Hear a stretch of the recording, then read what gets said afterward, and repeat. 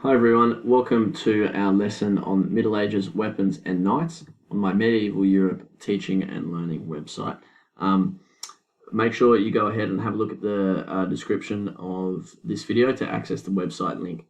The first job I want you to do this lesson is write down your to know and to be able to, like every lesson, at the top of a new page in your books because it is your success criteria for this lesson. So you need to know Middle Ages weapons, and you're to be able to explain the nature of each weapon. And we do knights and weapons together because knights were trained during the Middle Ages to fight using every single weapon before they could become a knight. So just a little thing on weapons and knights here. So each type of weapon and armor used in the Middle Ages served a purpose and had some advantages and disadvantages. We often associate knights with Middle Ages weapons because a knight had to be trained to fight with so many different weapons to fight in battles. So your first activity, guys, is you'll be printed off a copy of this mix and match activity. And what you need to do is you need to match up the weapon with the correct description of what it does. And you can find the answers for that here. So a broadsword is a powerful sword used by knights with a wide blade. A crossbow is a bow that is fixed across a wooden support and has a groove for the bolt and a mechanism for drawing and releasing the string. It's easy to reload and is powerful, but it was eventually replaced by the longbow actually because it didn't have as much range as a longbow. A dagger is a short knife with a pointed edge blade used as a weapon for close range and fast combat. A mace is a heavy club with a spiked metal head. A scimitar, a sword with a curved blade that broadens towards the point. A lance, what they used to use in jousting, is a long weapon with a wooden shaft and a pointed steel head, formerly used by horsemen in charging.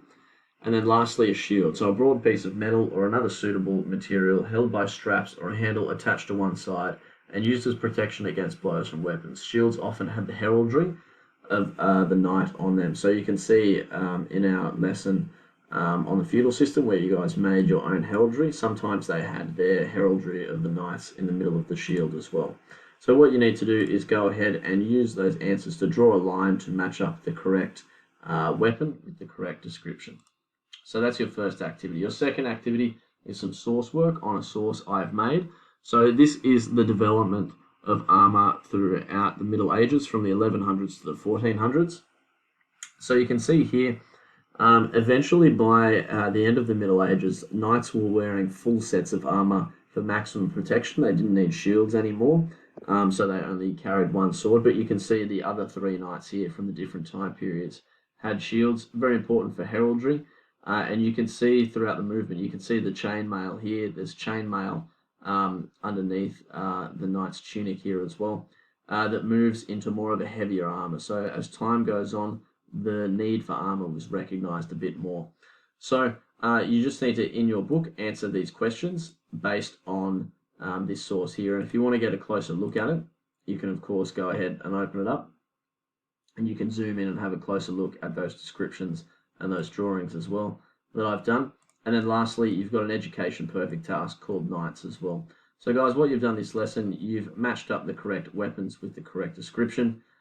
You have completed this source work questions on my source here that I've created on the development of armor and weapons throughout the Middle Ages. And then you've completed education perfect knights that's been set for you as well. Thanks guys, and I'll see you for our lessons on the Crusades, which is more about knights as well, going to fight for Jerusalem, going to reclaim the Holy Land.